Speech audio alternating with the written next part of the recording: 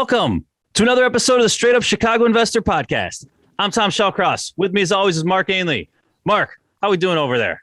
What up, Tom? I'm doing good over here, but well, that's a new reply from you. Yeah, I know. I had to go unique today, but you know, I saw the post that you had up there, and Javier made me look at it a couple times because he was so impressed by it. Javier, anyone listening, is the person that's handling the marketing over at GC right now, but what you're doing over there in Albany with the trusses, like that's like a new.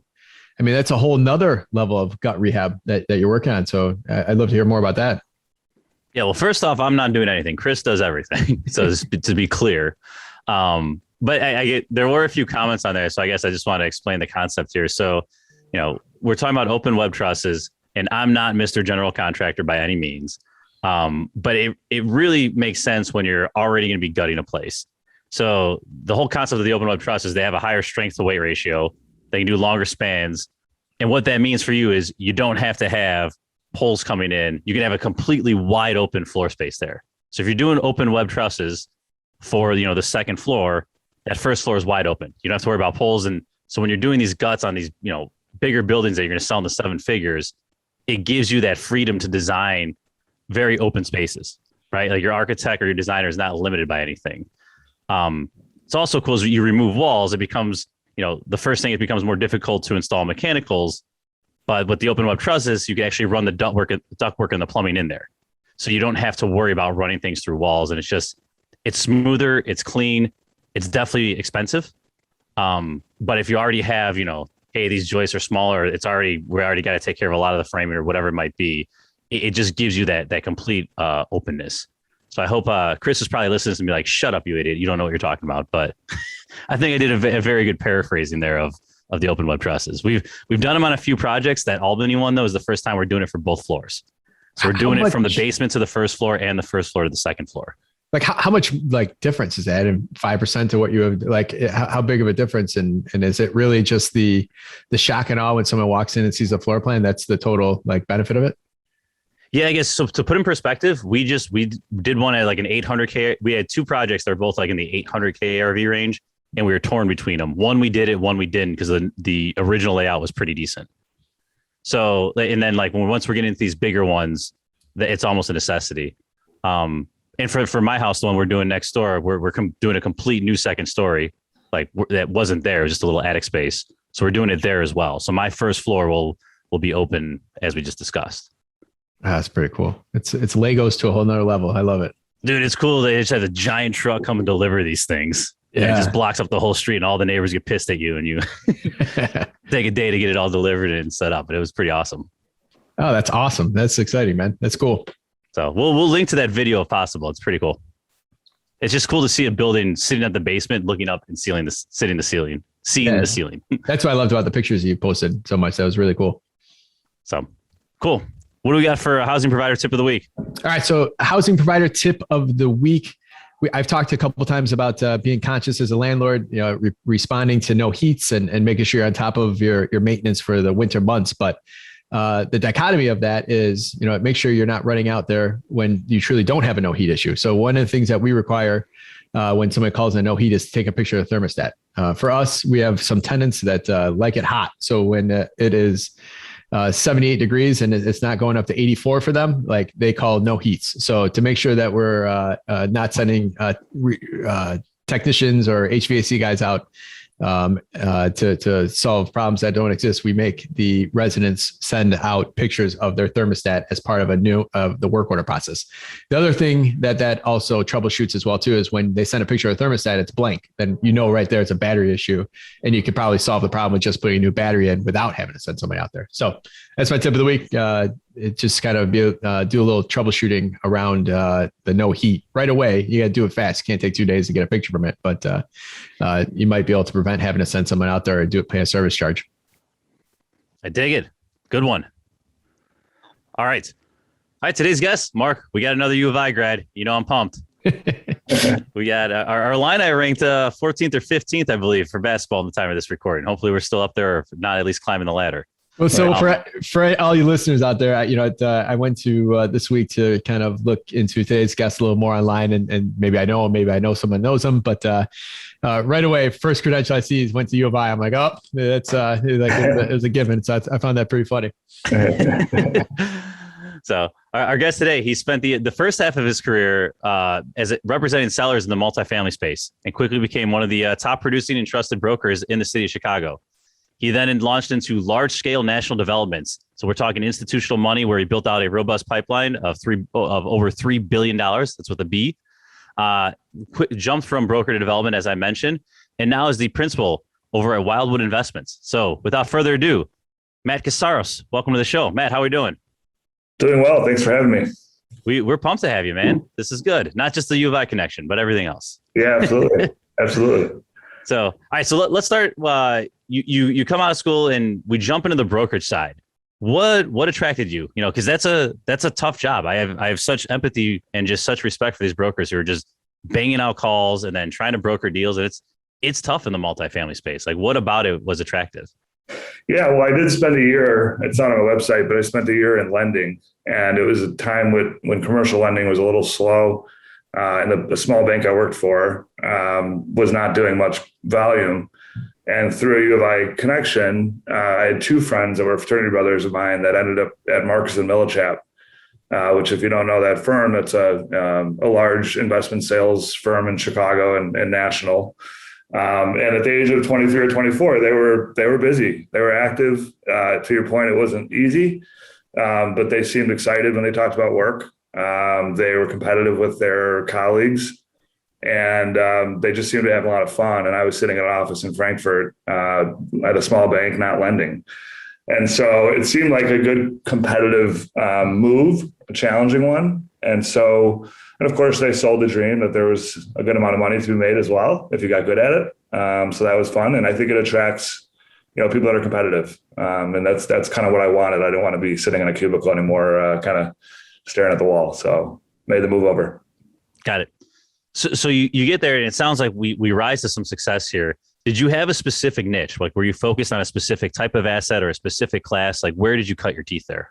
Yeah, so I went through kind of the formal training, and then they assigned me to a senior broker. I worked with a broker named 𝗬𝘃𝗲𝗀𝗃𝗀𝗃, and then his wife actually was also a top broker there named 𝗬𝘃𝗲𝗀𝗃. They later formed 𝗬𝘃𝗲𝗀 Group, which I went to. If you're familiar with that firm, they sell only multifamily. So really from the start of my brokerage career until today, I've always been in apartments, either selling them, buying them, or now building them. Really hit the ground running with calling landlords. And, we had call counters, and we had to call, I think it was 200 calls a week. Those calls only counted if you actually talked to somebody, not left a voicemail or hung up when the machine picked up. So it was a lot of cold calling and meeting people and learning and trying to get people to wrangle their buildings loose from them. But I worked for a very good team, so I didn't have to kind of start from scratch. And I think that's important to have a mentor when you're in your young 20s trying to sell buildings for folks. Yeah. So just quick comment for our listeners: if this airs in December, you'll be hearing a ton of Kaiser Group sponsorship, as they'll be sponsoring us in Q1. So you'll hear Lee's voice all over the podcast here. Small world. Yeah, small world. So, all right. So we're having success there. At this time, are you investing at all? Or are you strictly just on the brokerage side? You're strictly just working on the commissions? Oh, that's a good question. I actually bought my first 3-flat a year out of school. I rented for 1 year, and then my close friend and I did a 50-50 partnership, and we bought a 3-flat at 3239 North Damon, which we still own. We lived in 1 unit, rented out the 2 units to our friends from school, which made it kind of a little bit of a frat house, I guess. But it's always fun collecting rent from your buddies, as long as you're on the collection side. And we did that for a few years. And then as we got serious with our girlfriends or current wives, we kind of turned it into a true rental building, duplex down the first floor to make that a 4-bedroom, which was the unit we used to live in. And we've had it rental ever since. We did a little bit of kind of, I guess, call it owner-occupied investing at a young age.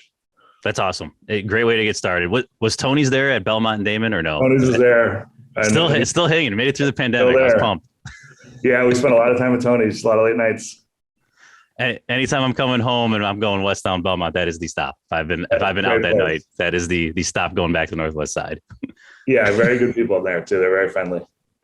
All right. So Tony, make sure you link to that in the show notes here. All right. So we have an investment under our belt. We're working at the brokerage. We're going to get into, you're doing some like large, just institutional size development. You're doing some in Chicago as well. Obviously there's a transition there, right? That doesn't happen overnight. So talk through what attracted you. How do you make that leap? What happened? Yeah. So after 10 years as a broker, I kind of decided I wanted to just try something different. It's a great business, but it's a bit repetitive, and some people do it for their whole careers. Others kind of transition to the investment side, I think, after a period of time. And that's what I decided to do. And there was a step there in between brokerage and kind of that institutional investment you mentioned, which was, I worked for a company called Pangea Properties. And Pangea is the largest owner operator of apartments in Chicago on the south and the west side, primarily. We bought a lot of property in the pandemic. I should say pandemic recession, 10 years ago. We've been saying pandemic so much, and most of the stuff we bought was vacant. So when I was there, I think we bought about 5,000 apartments in Chicago. I would say, again, 90% of those were vacant buildings. We would do full gut rehabs, all new, mechanicals, all new systems. So it was kind of a good transition from selling buildings to rehabbing, which is development, right? It's development. So while we were acquiring, it was still development. And then from there, after just tons and tons and tons and tons of rehab, I was recruited over to 𝗖𝗵𝗶𝗵𝗁, which is my previous company, because they saw kind of the amount of deals that we were doing, and they wanted somebody that could kind of handle volume. That took some time. That first year there was tough to learn how to underwrite high rises, to learn how to understand entitlements for high rises was challenging. But they had a really good team over there, and kind of figure it out as you go. But that was probably the hardest transition I had to make, was going from smaller rehabs in the neighborhoods to understanding high rise development. And then what I'm doing now is kind of a blend of the two, I guess. So you've had all these different positions up to that point, and all real estate, but very different areas of it. Like coming out of school, like what were you planning on doing coming out of school, or what would you, when you grew up, what you want to be? Was this part of a plan, or this kind of you end up here on accident? It was an accident. I think I was in finance at 𝗖𝗵𝗶𝗵. I think I wanted to be a banker, whatever that meant. I think commercial lender was probably the route I was on, which a lot of kids coming out of 𝗖𝗵𝗶𝗵, they're either going to accounting or they're going to some sort of finance. But there was a lot of folks that went into the track of kind of credit analyst and then junior lender and then lender. And that was kind of the way I was going. I was never interested in investment banking or private equity or anything. I wasn't smart enough. And then I just kind of landed at 𝗪𝘃𝗏𝗏 and then got the bug for the apartment business. And once you get good at it, there's really no reason to leave. I mean, I think the modeling of a 3-flat to a 30 unit to a 300 unit, it's all the same, right? It's all your assumptions. It's all your inputs. The models get bigger and more complicated.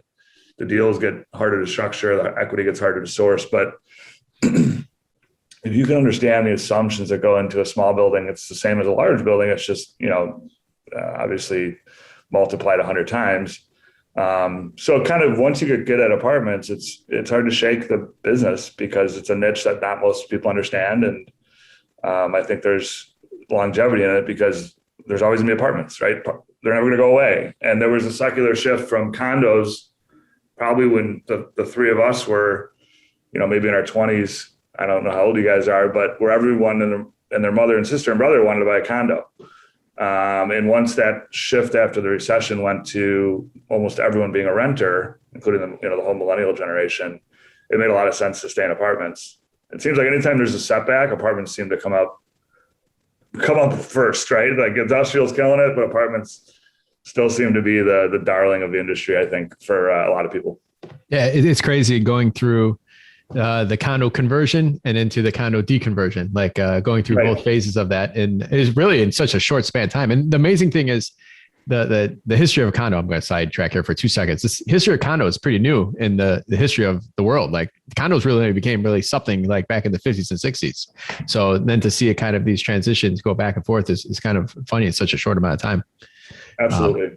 So you worked at Pangea, and I've always followed Pangea and their success, and what an amazing company, and to be able to they're like the mecca of scaling from what I know. Right. Like, I mean, what they're able to do with in such a short amount of time, like what are some takeaways you took from working from a company like that as far as that's kind of helped you bridge to where you're at today?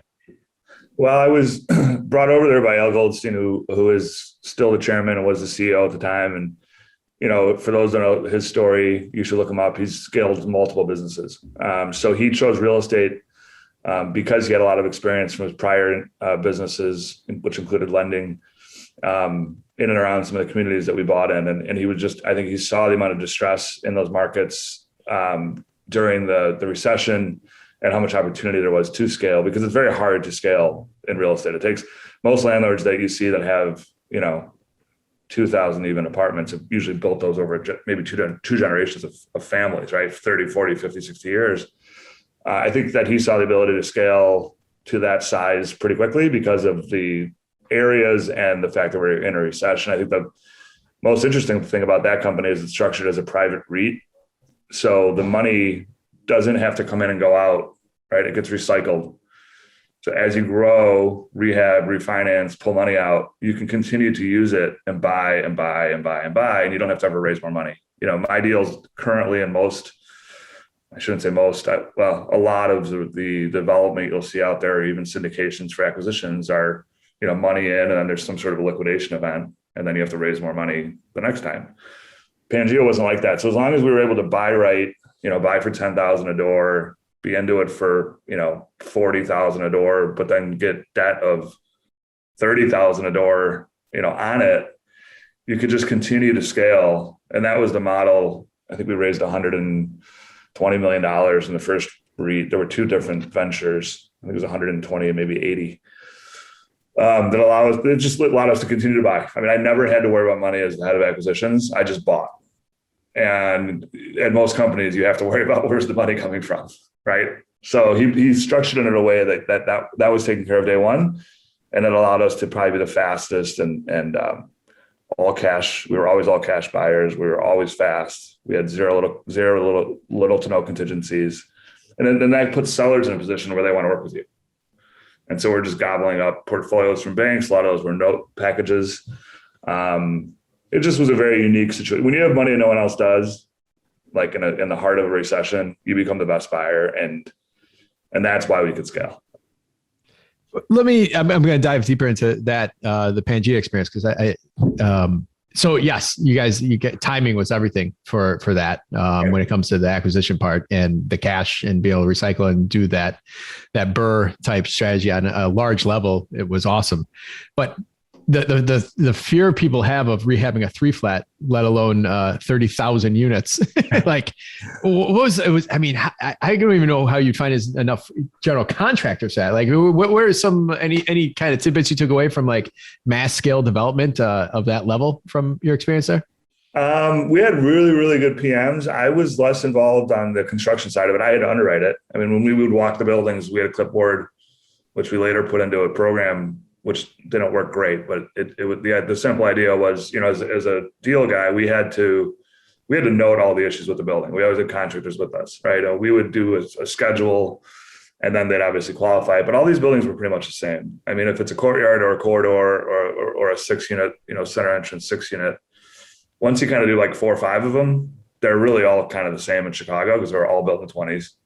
You know, obviously you got to make sure you're not missing some big ticket items like structural or a roof or stuff but we were doing everything. And so we kind of had the model down. How we got the amount of people we had, I don't know. I mean, I think everyone that Al went to high school with was working at Pangea at some point. And, you know, two of our head PMs were his buddies from high school. They got their cousins and brothers on board, and we grabbed every guy we could off, you know, sometimes it was street corners to help with the rehabs. At one point we actually did go to kind of a larger, never a union type scale, but when we went to Indianapolis and started buying garden style, which were 200 and 300 unit buildings, we had to start to hire some larger scale, you know, GCs that had 40 or 50 guys, and they would do those deals for us. But I would say at any given point, I don't even know, we probably had 200 or 300 laborers just churning through these buildings. Yeah. That's awesome. Yeah. So I want to go back to the money point for a second. So it's awesome, able to get the investors, able to figure this out and just scale quickly. But it's one of the hardest points for our listeners, right? They buy their first building, They wait a year or two, they buy the next building. They wait a year or two, they buy the next building. And they're just saying, how do I 10X this thing? So was there anything from that Pangea experience that you can share with someone working on a much smaller scale? Like any tips you can give where those learnings can be leveraged for someone that's just trying to go from, call it, 5 units to 50? Yeah, I mean, I don't think it's quite apples to apples, because again, we raised all high net worth capital from a guy who just had scaled another business and stuff. I think on a smaller level, the way that people have had success is to be able to, obviously improve the value of the property and then pull out the equity, but hold the property versus selling the property. And I think a smart way of doing that is to work with smart lenders and make sure your lender understands appraised values. And before you even start the project, understand what the final value is going to be, right? Understand what your final loan to value is going to be. Are you going to get 80% at the end? Are you going to get 70% at the end? What's the recourse going to be? What kind of a loan are you going to put on it when you're done? Is it going to be a Fannie Mae loan? Is it going to be a community bank loan? And when you can and then what will the bank allow you to take out all of your proceeds? Yep. So if you buy it for 500 and put in, 200 and it's worth $1 million, can you take the 700 out? Or will the bank lender say, no, we're not going to do a full cash out refi? So yeah, I think they want you to have skin in the game and some other clause or whatever it might be. Right. Maybe they'll give you 60% and they get half your money out. So you kind of have to understand what the lender at the end is going to do just as much as what the lender in the beginning is going to do, because the acquisition loan, everyone thinks about, how do I get a loan? How do I buy the property? But if you can get your money out at the end, that's the kicker, because then you've got the money to go buy the next one. If you have to wait to accumulate your own personal nest egg to buy the next one or raise money from someone else, that's a little bit tougher. Easier said than done these days. Buildings are more expensive now than they were back when people could kind of do cash out refis maybe a little bit easier, and leverage is higher back then, which was a bit of a problem. But I would say understanding your end loan is very critical. Just what can you do at the end of the day? Yeah, and I feel it's missed by a lot of people too. You have all this time, right? You're doing the rehab, you're doing all this work. Like, you have so much time to get your ducks in a row, to interview people. If you don't have established lenders, time is on your side there. Like, go ahead and talk to as many people. Just because you met one guy at a meetup, well, if he's giving you, 75 loan to cost, and some other guy will give you 75 on the ARV, like, those are two wildly different loans, right? Like, it's just know your options, or at least go find the options. Go talk to someone who's done it before. So couldn't agree more. Yeah, absolutely. Your model should have your current underwriting with your current debt. And it should also have what's your buyer going to look at if you're selling it, or what can you do for the refi? Those are kind of your options, right? And you should understand that end value and what you can do at the end. Yep. No, absolutely. All right. So let's just jump back into some of these bigger developments you're doing. So maybe you can walk through a specific example, but what I'd like to do is if you can articulate just the walkthrough from, hey, we're looking at a deal, like the cycle of raising money, acquisition, bringing it to market, right? It's a much longer horizon than probably a lot of our listeners are used to. Mm-hmm. And just how that difference from, I found a 3-unit, I fixed it up, and 6 months later, I got my, I'm looking for tenants. Just talk through like how you find these deals. Is it all through brokers, and how do you raise money? Just let's start there and take the conversation from there. Yeah. So when I left CA, it was we can call it a pandemic company, I guess. I was grounded from flying, and all of our deals were outside of Chicago. So I partnered up with a general contractor. That was step one. He is also a developer. His name is 𝗵𝗶𝗶𝗵𝗁. Company's called Contemporary Concepts. And he was kind of doing what we're doing already. So I didn't have to start the business from ground zero. Our idea was, let's partner my strengths, which is kind of finding deals and capitalizing them. And his is building them. So we formed a joint venture. So that's what we're doing. And our thesis was try to build 30 to 100 unit buildings out of wood frame construction. And we wanted to keep it under 5 stories. 5 stories or under. And that's what you can build wood with in Chicago. Meaning your walls are wood, you're not doing a lot of steel, you're not doing any concrete. And we wanted TODs, so not a lot of parking. And all of those, when you formulate them together, that was the highest returns I thought I could generate from an apartment deal. Higher than doing a high rise, higher than doing a garden deal in the suburbs, higher than doing 3 flats. It was kind of this infill, corner locations, good, Lakeview, Lincoln Park type areas. And so we built a model that we thought would work, and then we had to go find deals. And so I reached out to a lot of brokers I knew that were kind of quieter. I mean, if you go to the big firms, you're not going to necessarily ever see something that's as interesting. I don't think you're going to be competing. A lot of my old friends are brokers, and we quickly hit the ground running. The other thing you have to think about when in new construction is a little bit different than some of the rehabs is zoning is critical. I know that when you add on to buildings and add on to homes, you have to consider zoning as well, obviously. But we were really focused on as of right, meaning we could build what the zoning allows, or knowing we could get something zoned, which is not as easy as it used to be either in Chicago. So I'll kind of pause there because I know it's a lot of information and I don't want to get too crazy into the whole deal cycle. But really it was, and this is what I would say for any investor, is build a model first, right? Don't find the building first. Like, understand what you're trying to accomplish and then go find that. And that's kind of what we did. And then we went out and we've since have found 4 sites in the last 12 months that we're working on. All right. So love it. Ton to unpack there. So one question I have is, when I see these big developments going up, and you talked about being zoned as right, but you still got to go through the process, right? In other times when it's not, and you got to have the aldermen, the meetings, all that fun stuff.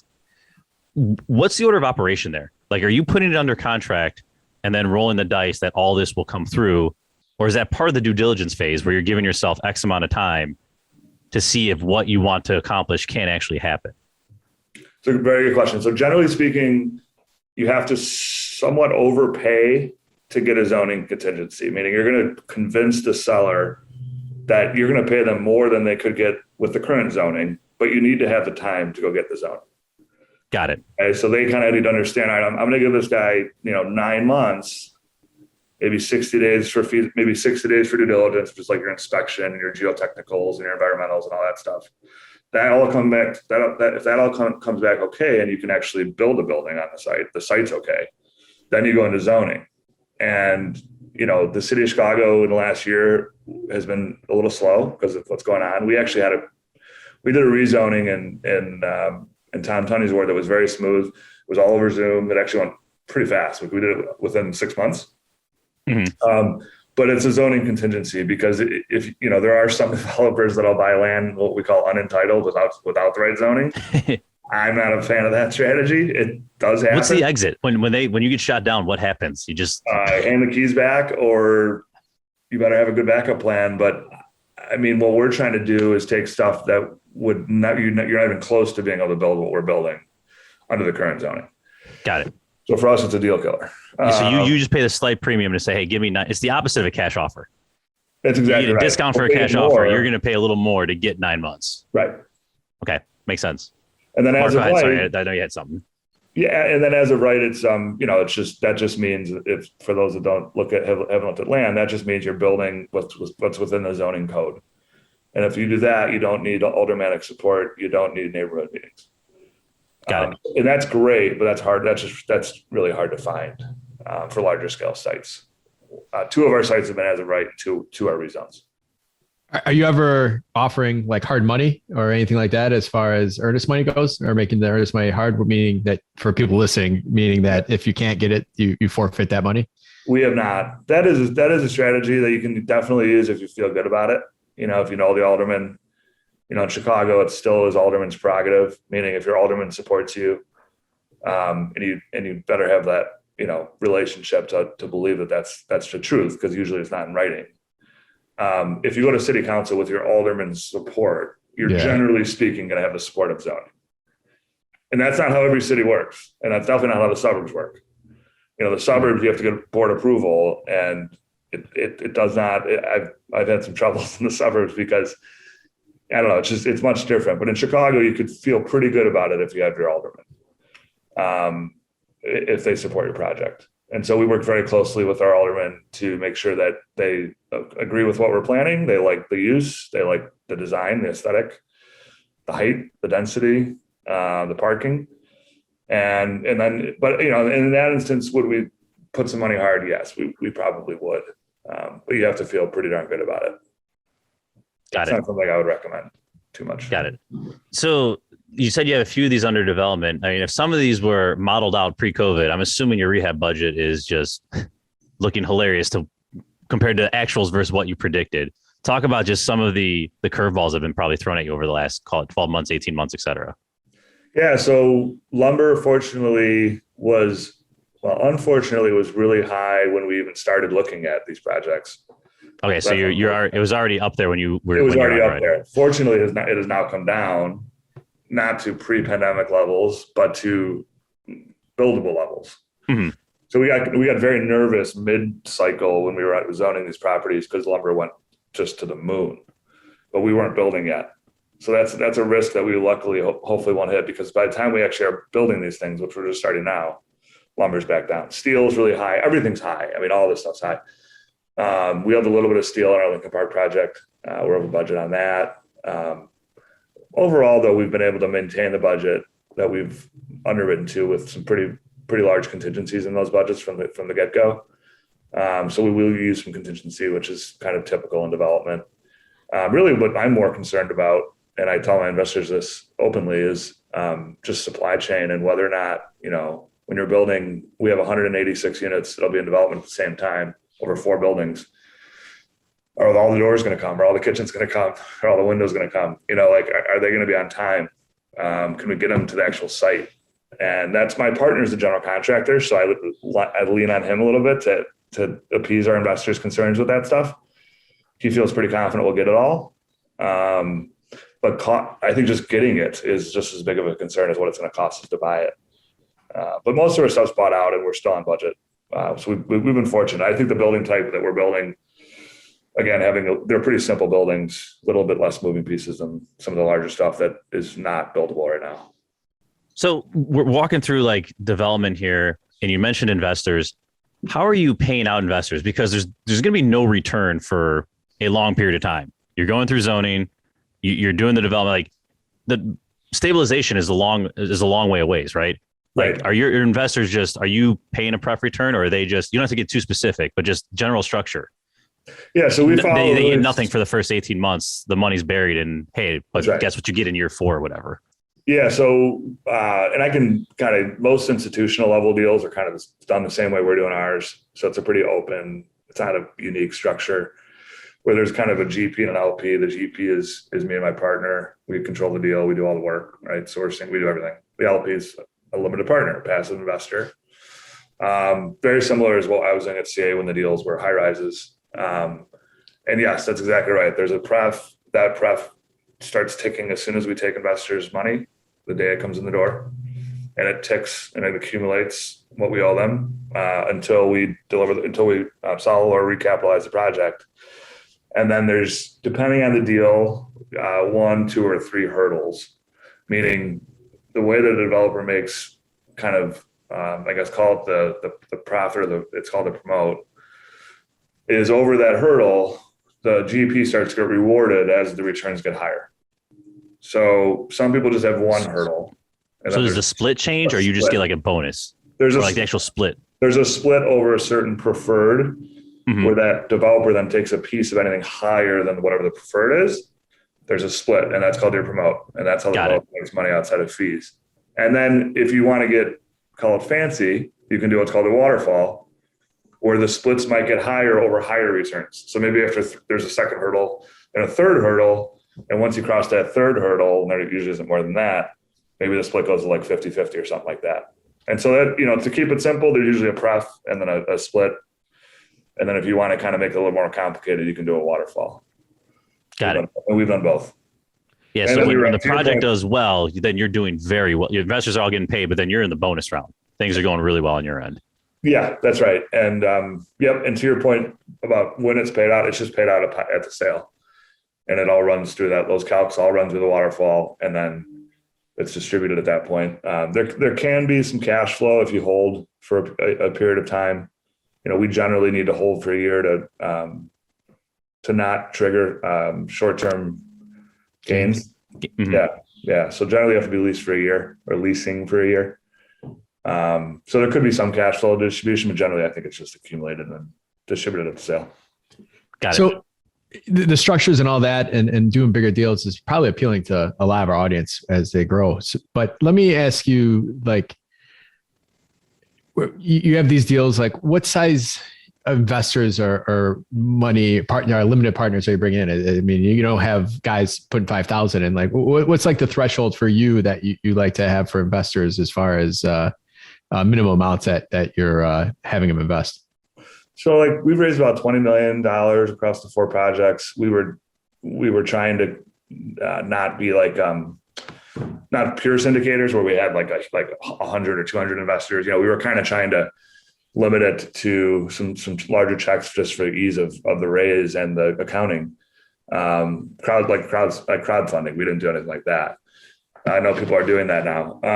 So our minimums are 25,000. Those are our friends and family, but most are in for over 100. Most are in for over 6 figures. And I would say our average investor is probably about $1 million. We probably got about 20 investors in the deals right now. But yeah, I mean, I think for smaller projects, generally the minimums are 25 to 50 is what I've seen for kind of smaller syndications, unless it's crowdfunding. And then it goes down to like 5 or 1 or whatever. Is there any thresholds that, and I'm not looking for any legal advice or anything like that, but is there any thresholds as far as like SEC like filings? Are these all private offerings? Like these are all private offerings with accredited investors. Accredited no, investors. there's no. We don't have to. We just issue K1s to our investors every year, and file the proper tax returns. We're not that big yet. Gotcha. Not yet. Well, we don't plan to be either. We don't plan to be. We're already as big as we thought we'd be, and we don't really want to get much bigger.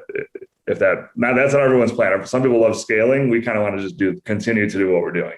Well, I love the model that you guys have. And actually, talking to both you guys here, you guys have both Matt and Tom. You guys have partners that are one you guys might be the numbers. The other person is the construction, and that. I've had that too my whole career. My partner's always been the construction, and I've been the guy that's at least in the spreadsheets. Right. And if you guys just want to speak about that for a second, how huge of a benefit that is to yin and yang off each other. I think that's huge for anyone thinking of getting partnership. Like you have to have offsetting like strengths. Yeah, I mean, I think that's right. And I spoke to my partner for almost a decade about doing this together before we actually, trusted each other enough, I guess, to do it. And I think, even with my experience with having modeled properties, both on the sell side and the buy side for almost 20 years, and sourcing deals, I mean, I've been doing the same against some of the sell side, but really for the last 10 years on the buy side. I think that I've got more experience than anyone could ever need in that, right? I can model, I mean, Jesus, I don't know if I've modeled thousands and thousands of projects, but building it is different, and it's a different skill set. And, negotiating large contracts with general contractors between $10 and $20 million is not something that someone that's good at modeling is necessarily capable of. I mean, you can do it.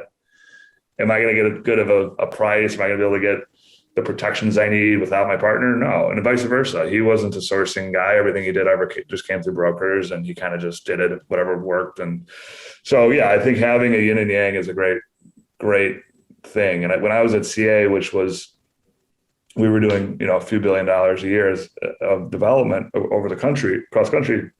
I think our most important guys were the guys that negotiated our GC contracts, because without those being sometimes, $10 million over budget day one, and you had to find that somewhere, those deals weren't going anywhere. They don't get started, and they don't get built on time. So I learned there how important that skill set was to the deal. It's not just the investing side or the sourcing deals, which is kind of what I do. You got to kind of have both to really feel confident you can get these things built. I think at this scale, or have a GC who's a really good friend of yours, or a relative, or somebody you can really trust. So yeah, 100%. Couldn't agree more. Well, there's a saying, it takes 2 or more flints to create a fire. Right. Like there's at some point, if you want to get to it, like it's not you, it's on you and your team and everyone else. Like, right. So I want to go back real quick to, you have investors who love your business plan. They think, all right, your contractor is great. We believe in you. I just want to talk about Chicago in general, right? There's probably a negative perception, at least nationally, of why some of the bigger institutional players aren't here. Crime, taxes, we're broke, etc. Yeah. So talk about, some of those. I just want to talk about some of those investor perceptions. And then also, what do you see happening in Chicago? Where do you see cap rates going in the next 12 months, 24 months, et cetera? Yeah. So you nailed it with those three issues we have. I think those are the top three. People talk about out migration, but I don't think that's nearly as real. I don't think that's happening to the level that maybe some people think that's happening. We grew in population from 2010 to 2020. Right. And if you go downtown and talk to any of the property managers, I mean, everyone's back. And so it's a weird time. And let's kind of take the pandemic out of it, because that's going to eventually normalize. The crime and the politics and the taxes, we're not quite there yet on how to fix those. I think the taxes will have some more clarity in the next year or two as these reassessments all get done. That'll be helpful to at least be able to underwrite those properly, because the fear of taxes is more than even what the taxes are. That just happened to me. I bid myself out of a deal. Lakeview wasn't reassessed yet. Right. I overshot what they're going to go to. And then I saw what they actually got reassessed. And I was like, gosh, that's, 10 grand difference at a 5 cap is $200K value. Right. And it's like, God damn it. Like, that's $200K I had to play with. Right. Exactly. So I think once we get a little more clarity there, that'll be helpful. The crime hopefully will get, under control. From an investor appetite, for my deals, again, which we raise about $5 million per deal. So we were looking at high net worth individuals because we could either do a lot of smaller checks or, a few big ones.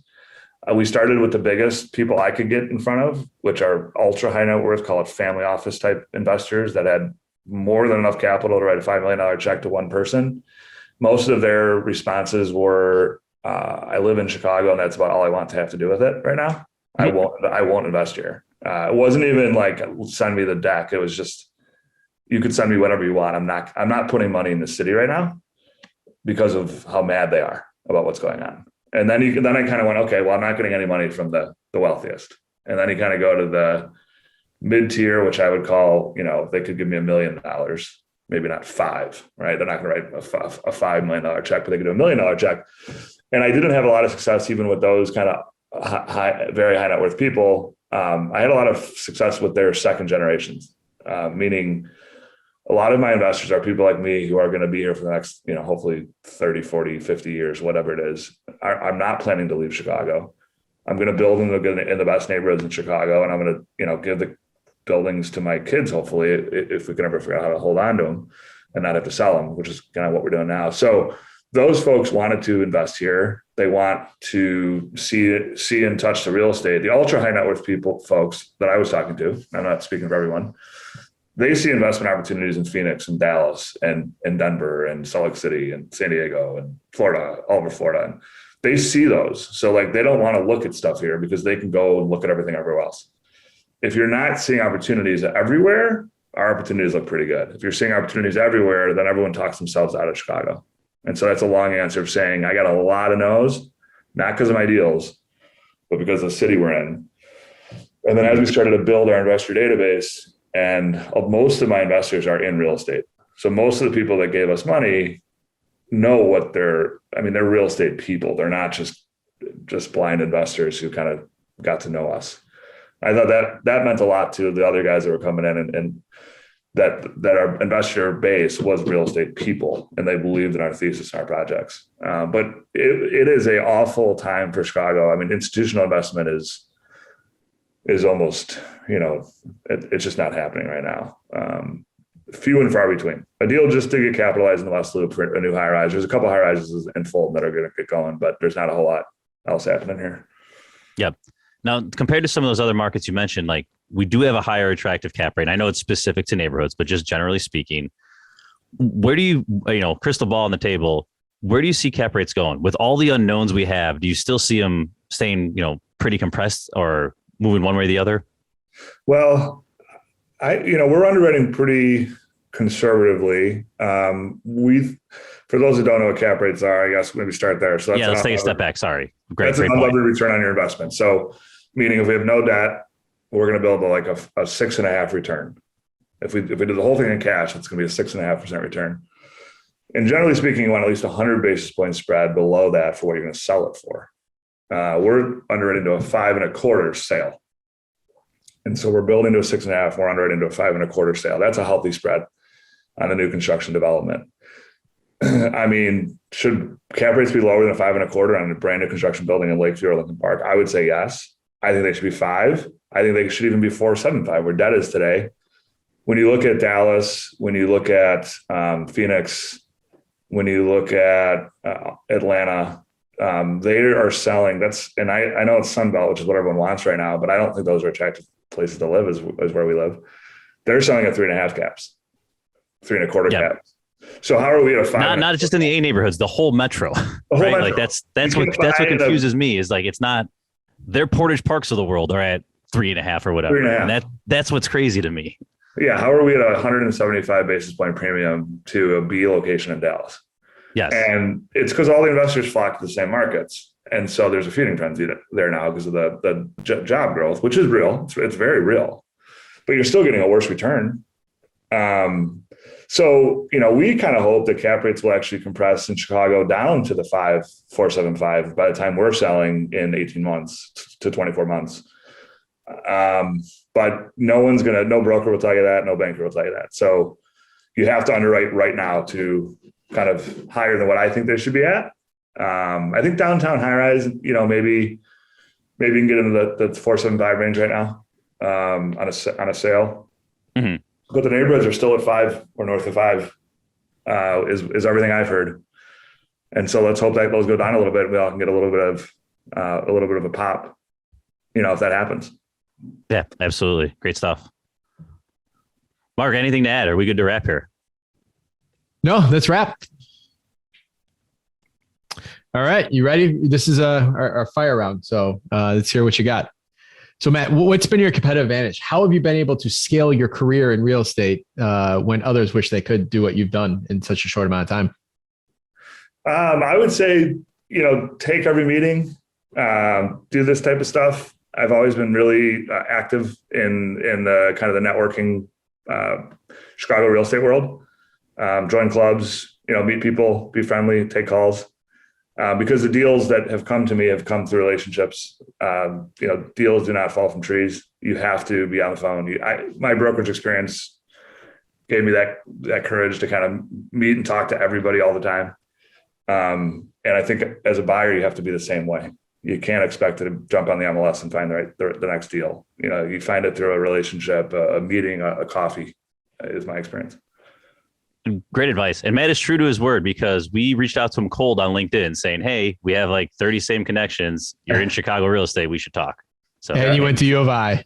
Yeah. So we had that little there. That helps too. If you go to U of I, you just automatically get to find some good stuff out there. All right. So what is one piece of advice you would tell someone that is yet to buy their first property here in Chicago? I would say understand how to underwrite really well. And, if you need a mentor to do that, find one. It's really all about being detailed and having a real understanding of how the inputs affect the outputs. And, there are people that have done great projects that maybe don't use Excel or don't understand the mathematics behind it. But I think to be a really good investor, you have to understand how to underwrite properly. And ask a lot of questions and make sure you're not making any mistakes there, because that's where you can get burned right out of the gate. Awesome. All right, Matt, what do you do for fun? I'm leaving in about 10 minutes. I've got 3 boys that are all in sports. So I drive around from 4:30 to 7:30 pretty much every day from sport to sport. So I have hockey practice with one of them in a little bit here. Personally, I'm a hockey guy, so I play a little bit of men's league, and that's really about it. Nice. Well, we'll have to see at Johnny's at some point. Yeah. I used to play at Johnny's. Now I'm at Orbit and Palatine, so way out there. All right. Where the old men play. Well, cool. What is a good book, podcast, or self-development activity that you would recommend to our listeners? I've done one other podcast. If you want to shout out, drop it. Your fellow podcasters, Real Estate for Breakfast. If you've heard of that, it's hosted by 𝗬𝘃𝗲𝗏, who's actually my attorney. And there you go. And he's probably my attorney because he brought me on his podcast. And we started talking, and I went to school with him as well. Real Estate for Breakfast is another one, kind of similar to a little less maybe niche as you guys are with Chicago, maybe a little bit broader. We talked a lot more on that one about kind of the national stuff because I was at CA. but yeah, it's another one that's a good one for real estate listeners. But we will link to it in the show. Always happy to support anyone else trying to do this. Absolutely. Yeah. They're good people. You should definitely connect with them. Cool. Besides yourself, name one person in your local network you'd recommend to other investors as a quality resource. And I can't say Philip from Real Estate for Breakfast because you just used them. Yeah. They got to use another bullet here. Okay. Let's see. I mean, I think a good broker, he's really more in the space that I'm in, is a guy named 𝗤𝘃𝗲𝘀𝘁, who's still at Marcus 𝗦𝘃𝗃𝗏. He's been there for a very long time. He was just in my office last week, so this week he popped into my head. He's looking at some property that my partner owns. Probably the best valuation guy I know in the Lincoln Park, Lakeview, kind of north side neighborhoods. So he's a very good resource for owners. Great. We will link. That's great. All right. So thank you so much, Mark. You provide a ton of value to our listeners. How can they learn more about you? Is there any way they can provide value to you? Anyone's welcome to reach out. My website it looks like maybe you can throw a link up there to it on your page. Yep. All my information's on there. We're a very small company. It's me and my partner and 2 PMs and an analyst. But we're always, willing to take meetings and take investors on. If anyone wants to look at our packages, we're happy to share them. We're pretty open book, and I think it's a good way for people to learn what we're doing. And if there's a partnership out there, one of the things that we have done is kind of opened up our database and our relationships to partners. So if someone has a project that they maybe can't get off the ground, that's maybe too big for them, that fits into our thesis, there's always ways to joint venture too. So they've got to be a little bit larger, kind of 30 units plus, but we'd love to talk to people that have something like that potentially on their plate. Awesome. So just one quick side note for those of you who are listening to this. We started this. This is the winter quick sundown. It's completely now dark in Matt's room.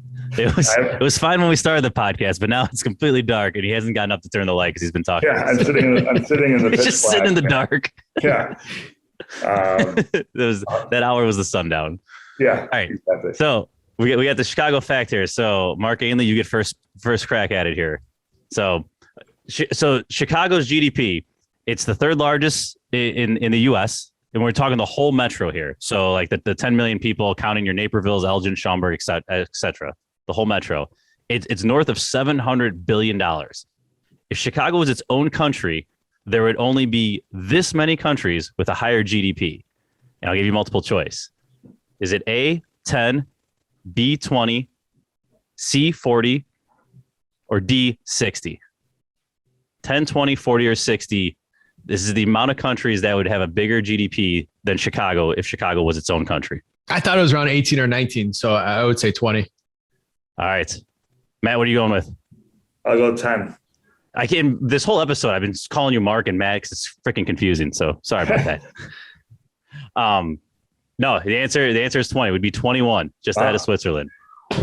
I knew it's crazy. Wow. Yes. I'm telling you, I get so excited when I get the question. The rest of my days, I always awesome Matt for that. So I got to listen to this recording. Did I call you Matt at all? I know I called him Mark a few times.